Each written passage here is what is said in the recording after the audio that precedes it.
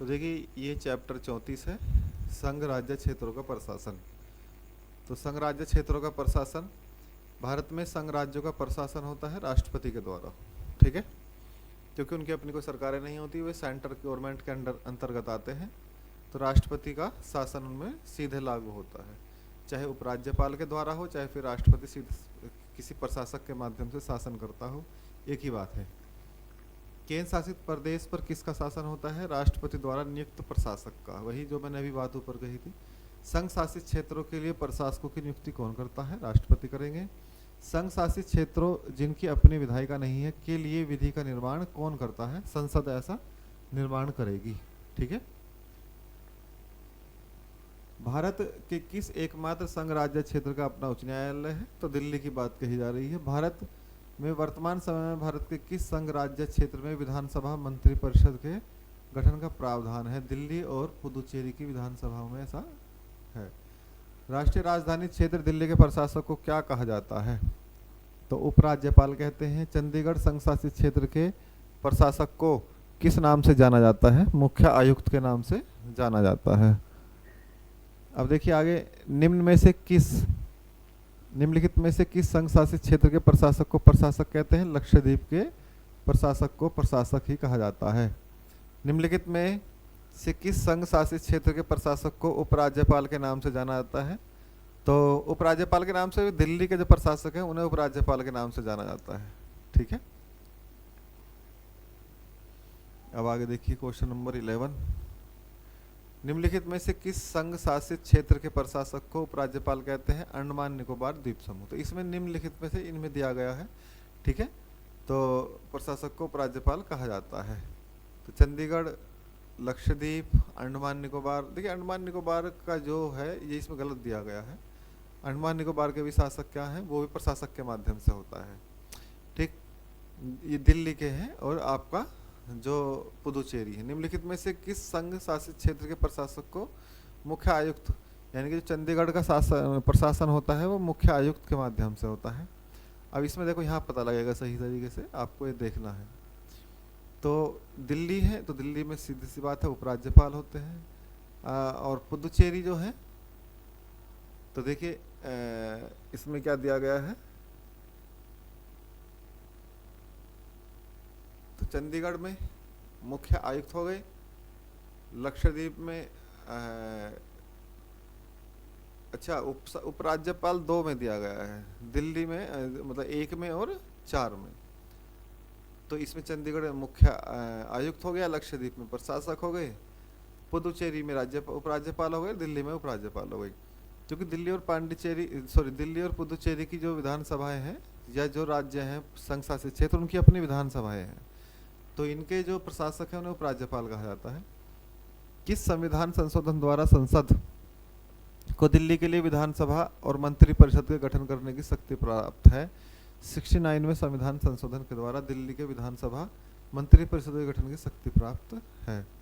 निम्नलिखित कथनों पर विचार करना है। पंजाब का राज्यपाल अपने दायित्व के साथ साथ चंडीगढ़ का भी प्रशासक होता है। पंजाब का राज्यपाल अपने दायित्व के साथ साथ चंडीगढ़, बिल्कुल सही नहीं, ये जो दिल्ली का जो वो है, जो पंजाब का जो राज्यपाल है, तो चंडीगढ़ में जो प्रशासक है उसे आयुक्त कहते हैं, ठीक है। तो यही इसके आयुक्त जो होते हैं ये पंजाब के राज्यपाल के अंतर्गत ही काम करते हैं। तो इसको आप एक तरीके से सही मान सकते हैं। केरल का राज्यपाल अपने दायित्व के साथ साथ लक्षद्वीप का प्रशासक भी होता है, ये नहीं है। इसका लक्षद्वीप का एक अपना खुद का प्रशासक होता है, वो सीधे होम मिनिस्ट्री को रिपोर्ट करेगा, ठीक है। अब देखिए नेक्स्ट चैप्टर, तो नेक्स्ट चैप्टर कौन सा है? जम्मू कश्मीर के संबंध में विशेष प्रावधान। देखिए वैसे तो जम्मू कश्मीर से संबंधित क्वेश्चन अब अपडेट हो गए हैं, क्योंकि 5 अगस्त 2019 को जब संविधान में अनुच्छेद 370 में और 35 को समाप्त कर दिया गया और 370 में बदलाव कर दिए गए, तो उससे बहुत चीज़ें चेंज हो गई हैं। तो उससे संबंधित क्वेश्चन यानी कि एमसीक्यूज अलग से ले लेंगे, लेकिन फिर भी हम कुछ ऐसे इसमें प्रावधान हैं जिनको पढ़ना जरूरी हो जाता है, ठीक है। जो पुराने हैं, हिस्टोरिकल हैं, उन्हें पूछा जा सकता है एग्जाम में। तो निम्नलिखित में से किस एकमात्र राज्य का अपना अलग संविधान है? जम्मू कश्मीर का अपना अलग संविधान है, ठीक है। भारतीय संविधान के अनुच्छेद 370 का संबंध किससे है? जम्मू और कश्मीर से। किस अनुच्छेद के अंतर्गत जम्मू कश्मीर को संविधान द्वारा विशेष स्थिति प्रदान की गई है? अनुच्छेद 370। भारतीय संविधान में अनुच्छेद 370 प्रदान करता है, तो क्या प्रदान करता है? जम्मू कश्मीर राज्य को विशेष दर्जा प्रदान किया जाता है। क्वेश्चन नंबर 5, संविधान की धारा 370 किस राज्य पर लागू होती है? जम्मू कश्मीर पर। जम्मू कश्मीर के संविधान को कब अंगीकृत किया गया है? 1957 में। जम्मू कश्मीर का संविधान कब लागू हुआ? 26 जनवरी 1957 को। ठीक है, 7 साल बाद इसको अंगीकृत किया गया था। जम्मू कश्मीर के संविधान में संशोधन करने का अधिकार किसके पास है? राज्य विधानमंडल के। जम्मू कश्मीर के संदर्भ में समवर्ती सूची के विषयों कुछ अपवादों को छोड़कर अधिनियम बनाने का अधिकार किसके पास है? राज्य विधानमंडल के पास ये अधिकार है। क्वेश्चन नंबर 10, निम्नलिखित में से किन विषयों पर कानून बनाने से पूर्व संसद को जम्मू कश्मीर के विधानमंडल से सहमति लेना आवश्यक है? तो ये राज्य का नाम, राज्य क्षेत्र में परिवर्तन, राज्य क्षेत्र के किसी भाग के व्यय को प्रभावित करने वाला कोई अंतर्राष्ट्रीय संधि या समझौता। और इसमें क्या है? ये तीनों ही है। भारत के संविधान का कौन सा भाग जम्मू कश्मीर में बिल्कुल लागू नहीं होता? राज्य नीति निर्देशक तत्वों से संबंधित प्रावधान यानी कि भाग 4 इसमें संविधान इसमें लागू नहीं होता। देखिए, क्योंकि ये नैतिक आदेश है राज्य के लिए, तो उन्होंने अपने अलग बना रखे हैं। ठीक है, उन्हें अपने ट्रैक पे काम करना है। भारत सरकार संविधान में से किस प्रकार की आपातकालीन व्यवस्था को जम्मू कश्मीर राज्य में लागू नहीं कर सकती? वित्तीय आपातकाल को जम्मू कश्मीर लागू नहीं हो सकता। जम्मू कश्मीर में संवैधानिक तंत्र की विफलता हो जाने की दशा में कौन सी घोषणा की जाती है? अनुच्छेद 356। ठीक है, कौन सी घोषणा? यानी कि राष्ट्रपति शासन वहां पे लगाया जा सकता है। तो उपयुक्त दोनों। अब देखिए, जम्मू कश्मीर का सदर रियासत पद नाम बदलकर राज्यपाल कर दिया गया 65 में। भारतीय संविधान में कश्मीर को विशेष राज्य का दर्जा देने का अभिप्राय है। कश्मीर का अलग संविधान। जम्मू कश्मीर के मुख्यमंत्री की कार्यावधि होती है 6 वर्ष। भारतीय संविधान के अनुच्छेद 370 में उपबंध किया गया है जम्मू और कश्मीर के लिए स्थायी या अस्थायी प्रावधानों का। निम्नलिखित में से किस भारतीय राज्य का अपना भी संविधान है? तो ऐसा किसका है? जम्मू और कश्मीर का अपना भी एक अपना संविधान है। अब देखिए चैप्टर 36, इसमें है राजनीतिक दल। चैप्टर 36 पढ़ेंगे तो राजनीतिक दलों के बारे में। देखिए, भारत में दलीय व्यवस्था किस प्रकार की है? बहुदलीय व्यवस्था। लोकतंत्र का कार्य संचालन किसके अभाव में असंभव है? राजनीतिक दल के। भारत में दलीय व्यवस्था की प्रमुख विशेषता क्या है? अधिकांश दल प्रधानतः धर्म, भाषा, जाति पर आधारित हैं। विभिन्न राजनीतिक दलों की नीति और कार्यक्रम में काफी समानताएं हैं। विभिन्न क्षेत्रीय राज्य स्तरीय राजनीतिक दलों की भरमार है और उपयुक्त सभी। तो भारत में स्थायी दलीय व्यवस्था नहीं है। राजनीतिक दलों की संख्या बहुत अधिक है। ए और आर दोनों सही हैं और ये इसकी व्याख्या भी करता है। कम से कम कितने राज्यों में राज्य स्तरीय पार्टी की हैसियत रखने वाली राजनीतिक दल को राष्ट्रीय पार्टी की मान्यता दी गई है, दी जाती है? 4 को। किसी राजनीतिक दल को राष्ट्रीय दल अथवा प्रादेशिक दल के रूप में मान्यता कौन देता है? निर्वाचन आयोग। क्वेश्चन नंबर 7,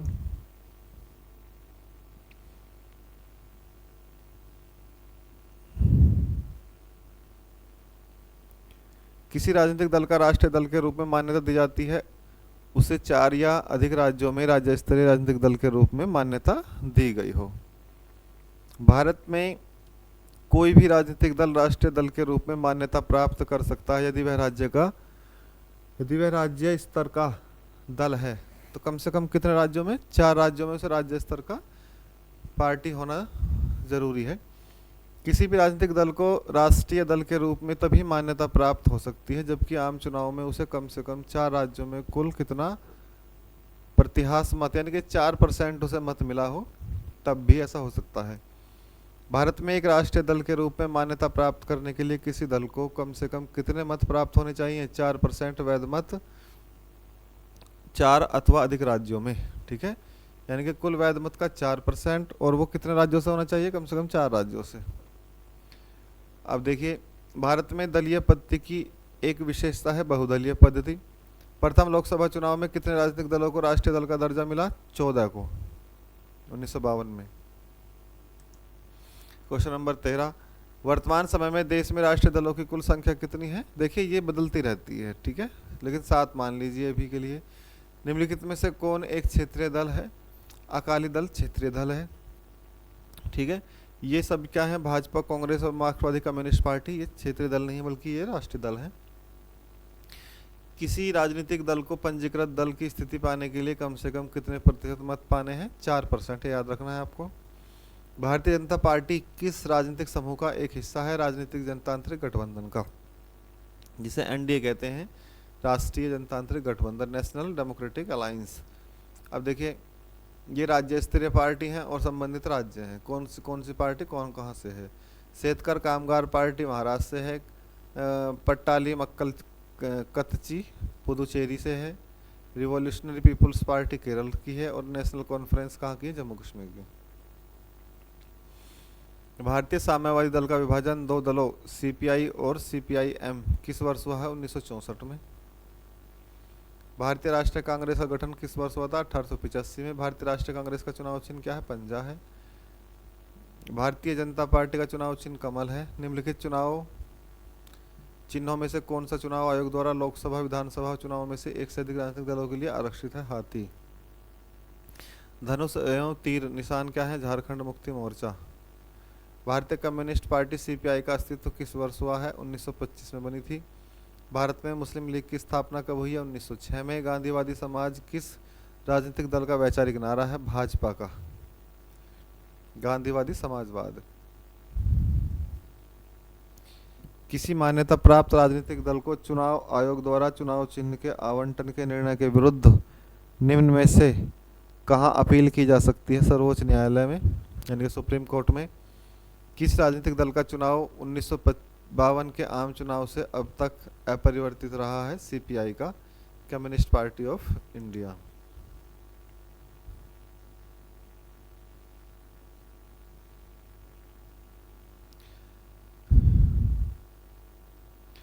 पशु पक्षी चुनाव चिन्ह रहने के कारण निर्वाचन आयोग के निर्देशानुसार किस राजनीतिक दल ने सर्वप्रथम नवंबर 1994 में अपना चुनाव चिन्ह बदला? फॉरवर्ड ब्लॉक ने। ये सुभाष चंद्र बोस जी की पार्टी थी। तेलुगु देशम पार्टी टीडीपी का चुनाव चिन्ह क्या है? साइकिल। और यूपी में किसका? सपा का है। निम्नलिखित में से कौन सा राजनीतिक दल राष्ट्रीय राजनीतिक दल है?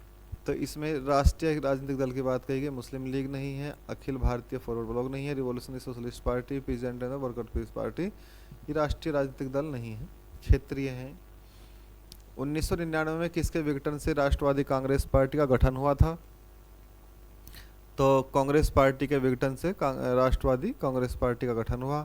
निम्नलिखित में से कौन सा दल न तो मान्यता प्राप्त राष्ट्रीय दल है और न ही मध्य प्रदेश राज्य के लिए मान्यता प्राप्त है? गोंडवाना गणतंत्र पार्टी। क्वेश्चन नंबर 34, निम्नलिखित में से कौन सा क्षेत्रीय राजनीतिक दल है? अकाली दल क्षेत्रीय राजनीतिक दल है। भारतीय जनता पार्टी के गठन के पश्चात इसके प्रथम अध्यक्ष कौन थे? AB वाजपेयी, अटल बिहारी वाजपेयी। दल विहीन लोकतंत्र के पक्ष में कौन था? जयप्रकाश नारायण। राजनीतिक दल निम्नलिखित में से किसके लिए जरूरी है? लोकतंत्र के लिए। वह भारतीय राजनीतिक दल कौन सा है जिसकी स्थापना ताशकंद में हुई थी? भारतीय कम्युनिस्ट पार्टी की। किस राजनीतिक दल की स्थापना स्वतंत्रता से पूर्व हुई है? भारतीय साम्यवादी दल की। निम्नलिखित में से किसकी स्थापना BR अम्बेडकर द्वारा की गई है? स्वतंत्र श्रमिक दल। निम्नलिखित में से कौन सा भारत का एक राजनीतिक दल नहीं है? राष्ट्रीय लोकतांत्रिक गठबंधन। भारत के किस राज्य में पहली बार गैर कांग्रेसी सरकार बनी है? केरल में। केंद्र में पहली बार गैर कांग्रेसी सरकार किस वर्ष बनी थी? 1977, 1977 में जनता पार्टी की सरकार थी। राष्ट्रवादी कांग्रेस पार्टी NCP को की जो स्थापना है 1999 में। आम आदमी पार्टी का गठन किस वर्ष होता है? 2012 में आम आदमी पार्टी का गठन किया गया। क्वेश्चन नंबर 46, द्रविड़ मुनेत्र कड़गम यानी कि DMK की स्थापना CN अन्नादुरई। भारतीय राजनीतिक पार्टी CPI का पूरा नाम क्या है? कम्युनिस्ट पार्टी ऑफ इंडिया इसका पूरा नाम है। भारतीय राजनीतिक पार्टी बसपा ये राजनीतिक नहीं है, भारतीय समाजवादी पार्टी है। बसपा का पूरा नाम क्या है? बहुजन समाज पार्टी। अच्छा अच्छा, सॉरी सॉरी सॉरी सॉरी, ये बसपा का पूरा नाम पूछ रहे हैं, बहुजन समाज पार्टी। भारतीय राजनीतिक पार्टी एआईटीसी का पूरा नाम क्या है? All India Trinamool Congress. तो ऑल इंडिया तृणमूल कांग्रेस का पूरा शॉर्ट में क्या कहते हैं? एआईटीसी।